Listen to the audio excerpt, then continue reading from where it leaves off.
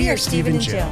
Together, we've been buying and reselling land since the 90s. Our data-centric approach leaves our buyers asking, how can you sell it so cheap? Here on the Land Academy Show, We answer that and more. Steve and Jill here. Howdy. Welcome to the Land Academy Show, entertaining land investment talk. I'm Stephen Jack Butala. And I'm Jill DeWitt, broadcasting from pretty Paradise Valley, Arizona. Today, Jill and I talk about who should you hire first in 2021. It's a very popular question in our customer service Land Academy environment. How do I get that first employee? I'm excited. I have some ideas. Me too. First, before we get into it, let's take a question posted by one of our members on the Land Investors Online community. It is free, so get an account there. And then, by the way, if you are a member, I know that we're like beating a dead horse here, but I want you guys to get in Discord. It rocks.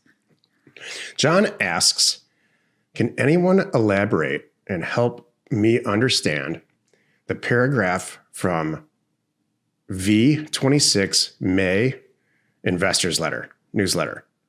We have a newsletter. Mm-hmm. Land Academy does. I don't know if it goes to everybody or if it goes just to our members. And so I write stuff in there. I'm a writer for the newsletter. And this whole thing, I'm going to read this because this person is asking for clarification about what I said. A lot of years ago, I was just listening to Larry King on this long drive, and he was interviewing William Shatner. And of course, Star Trek came up. And Larry King said, do you have these people that ever come up to you and ask you about Star Trek? And he said, oh, yeah, I have people that like on a daily basis. And so they take a question from a caller on that switchboard. And the caller says, what did you mean by, and when you said XYZ in episode 14 of, and the third season of Star Trek, and William Shatner blew his top. That's funny. He said, I don't remember. Why would you not have a better relationship with the Klingon community based on X? Yeah. He said, listen, he just blew his top. Mm-hmm. He said, listen, I can't remember even actually doing that show at all, ever. Are you writing down the time? Yes, I am. I don't remember showing up for work for that entire part of my life, let alone episodes and what I said and the dialogue and all of that. And by the way, it wasn't me who said that. It was my character. And so he just went off. And I don't know. I stopped the car. I was laughing so hard. That's good. So here I am saying and writing some stuff that I'm going to try to translate that I don't remember saying or writing. Okay. Go for it. He asks, can you elaborate or help me understand what you meant? And what I wrote is this. Here is what it can do for property investors like us. After reviewing the entire 150 million unit data set, there's 150 million unit properties in this country. I would like to see properties with no improvement value, just land, in zip codes where the spread between the average completed sale value and the for sale values are the largest. So you've got really large for sale values and really low completed sale values. This tells me where to send out blind offers. Then I would like to see within those geographic parameters what acreage range is the widest. This tells me which owners or to whom to send blind offers. After scrubbing down to this data set, I'd like to know what the actual spread prices are. This tells me for how much to send each offer out, how to price the offers, period. That makes complete sense to me. Does it make sense to you? Mm-hmm. What he didn't include, and it's fine, is the context of what this was. And what I said, and this is my advice to everyone, take 4 steps back and don't get all in the deluge of the data.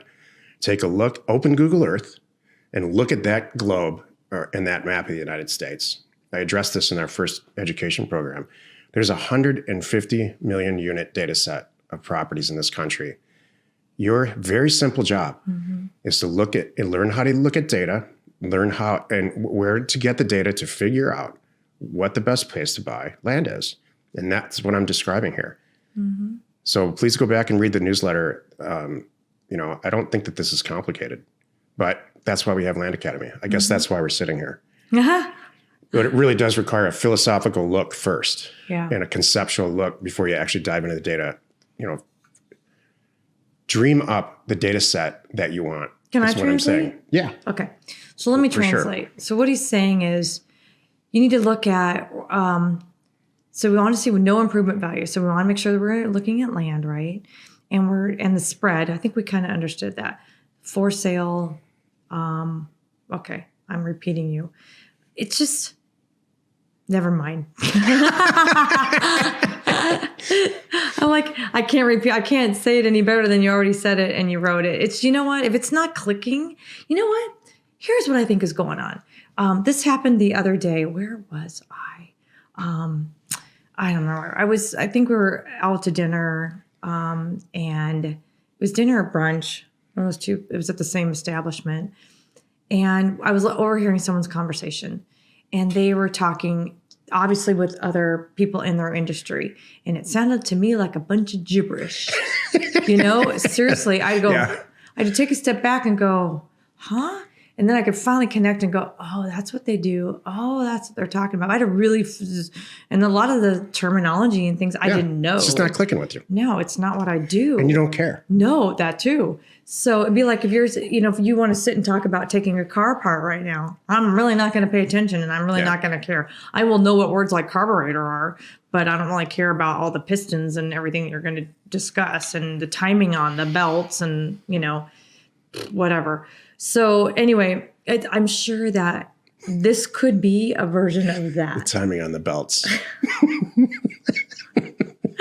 Why did I say that wrong? I probably totally read. There's a timing belt Okay. for sure, but it's not the timing on the belts. How do you time the belts? Is it seconds? Is it minutes? I don't know. It's minutes. Okay. I see. I don't know. This is an episode of Car Talk now. Yeah. Can you imagine a timing belt that's in minutes? I don't. Anyway. Like a freight train or something. Okay. It's like milliseconds, love. Oh, It's pistons going up and down. Like that's what RPMs are. Never mind. okay. It's just cute. It makes you See? cute. Well, here's my point. So John, you're not nuts. It might be that for you now. It sounds like gibberish a little bit. So what Stephen just explained, big picture, give it 6 months, you're going to go, oh, now I understand. Or go back and really deconstruct the paragraph, the ridiculous run-on sentence that I wrote here. Oh, gosh, yes. You clearly wrote that. I know. Deconstruct In the a whole hurry. thing and really just take it. I did actually. Yeah. I always have We need an deadlines. article right now. That's what happened. Yeah, I know It that. happens every single time we do it. We need an article in an hour. We're going to print on this. Yeah, you're late is pretty much. He's known for a week, but anyway, we'll get into that. Today's topic, who should I hire first in 2021? This is the meat of the show. I know you have a lot to say. Huh? Rotations per minute, Jill. So we've done a lot talking about this. Even like we started one week on the Land Academy Ladies call. And it was all about hiring, and it turned. We didn't finish up on the first week. We did a hiring, part B the second week because everybody had so many questions about this. I know a lot of you are at that point. You're either at that point or you're thinking about it. You should be the day you start your business. You should be thinking about this. That's right. The day you start making your, figuring out how you want things run, how you like your file structure set up online, how your customers are handled. Even if you only have 2 properties, I want you to start thinking about this stuff and writing it down and thinking about getting help, because the better you get, the more you get into it, you will need help, or you'll be limited in the deals that you can do. And I don't want you to be limited. And then the other thing is too, it's sure nice when you can rise above it all and put yourself in a position where your team runs everything, but you just do the important parts, like we talk a lot about, where you're doing the data, you're doing the pricing, and then from there they do the rest. You approve the deals. That's the perfect scenario, I think. But so should you fire first in 2021? You should be thinking about the job that you hate the most. That's true. And the job that you are the slowest at, takes the most time. Like for Stephen, his was talking on the phones. Mine is paperwork, doing stupid deeds. I'm so sick of deeds. So I don't do deeds anymore, thank goodness. But sitting down and making sure the verbiage was right, it's not like it's that big of a deal. It's not like it's hard. It just was painful for me. I'd rather be on the phone closing deals. And that's where I'm best at too.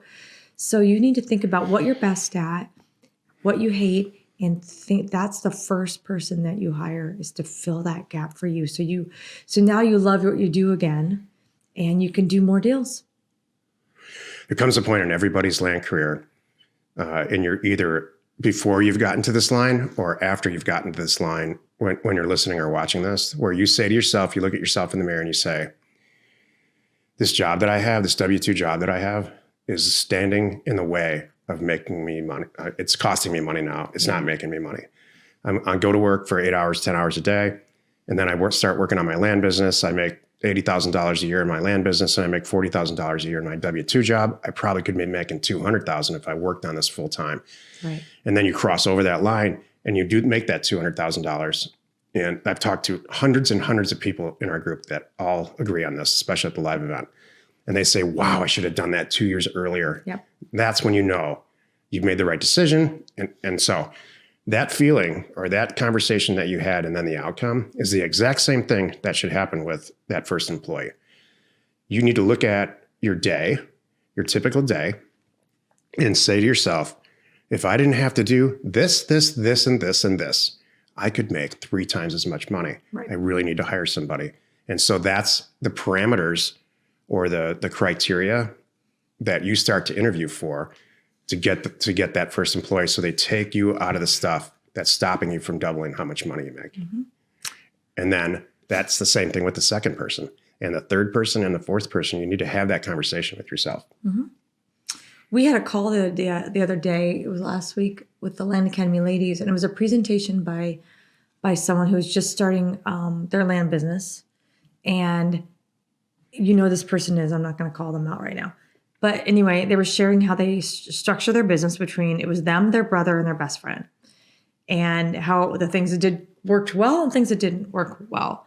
And she's working on her first, like they're all kind of partners, if you will. So no one took any money. They kind of divided up their responsibilities. And she shared, some of it worked, some of it didn't work. So she's like, now she's the head of it all. And she's like, I'm taking charge again.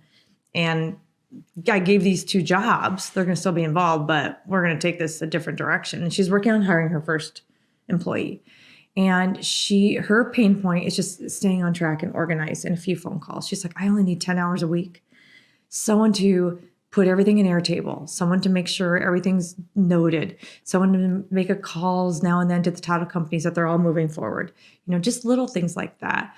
So it just ties in here. You just need to identify whatever that pain point is, and that should be your first hire. So for me, I don't think this should be everybody has a different point of view on this, and I would love to hear your opinion. But for me, that first employee that I had, and I've had to restart because of the economy and a lot of stuff, like 3 times in my life, I've had to restart the land business. Mm-hmm.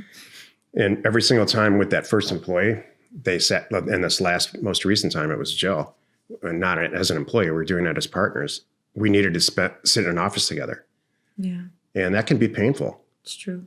It was hard for us. A little bit. But it worked out great, obviously. And so the other 2 times before that, it was the same thing. For me, they need to see how I do things and why, and spend at least 2 weeks sitting there with somebody so that you can say, look, this is how you do a deed. You go, they do this, this, this, and this, and I expect you to do it all the next deed, just as an example. Mm-hmm. I've got people now, one specific person doing doing mailers for us. And I just look at it at the end and make sure it's okay. It's your exact checklist. Mm-hmm. Pull it this way. Do this, do this, do this, do this. I'll jump in here, approve it, then go on. It's good. I'm not the kind of person who has 10 VAs reporting to me and then I'm happy. Yeah. I'm happy having one person who works for me full time reporting to me and having 10 VAs report to them. I agree. That's my favorite too. So it's that key person, that first employee that they need to hang out with you and see that this works. That's it. And they might not work for them or you. Yeah, it's good. You need to hire someone. That's a good last advice. You hire them knowing they're going to take over this stuff that might just be minutia, like poopy stuff, but with potential that they can grow with you and then take over even more. So you don't want to hire someone that's not that bright. They need to be really sharp. And I would argue that in today's climate and environment, you could find someone really bright, and they don't have to be in your same city. Although I know you want them sitting next to you, you could do a version of that remotely. Yeah, I mean, we're in post-COVID times, so however you want to handle that, and that person wants to handle that, as long as it's mutual and consensual, then handle it that way. Right. Whew. Ending on mutual and consensual. My goodness. All right. We need to call it now. Happy you could join us today. 5 days a week. You can find us right here on the Land Academy Show. Tomorrow, the episode on the Land Academy Show, well, it's Jack Thursday. And why? Our new product called Concierge Data could change your life. You are not alone in your real estate ambition. Whew. Mutual and consensual. You like that? Yeah. My goodness. You know, Jill, I didn't think of it that. Staffing. You threw that in with staffing. I'm like, how's that appropriate? We're going to get in trouble, man. I know. And we got to go back and bleep that word. Yeah. That's all right. We got this. Hey, if you need access to any sort of ownership or property details, including owner phone numbers and FEMA flood map overlays, check out neighborscoop.com. Created by investors, that's us, for investors like you. We are Steve and Jill. Consensual? And what's the other word? Mutual. Oh my gosh. Not so much conforming to buy undervalued property. We hope you find our content valuable and we appreciate your support. If you have not already, please check out our channel and hit the subscribe button. And your comments and suggestions help us to create the content you're here for. Hitting the like button helps to support our channel's algorithm and gauge your interest for future shows.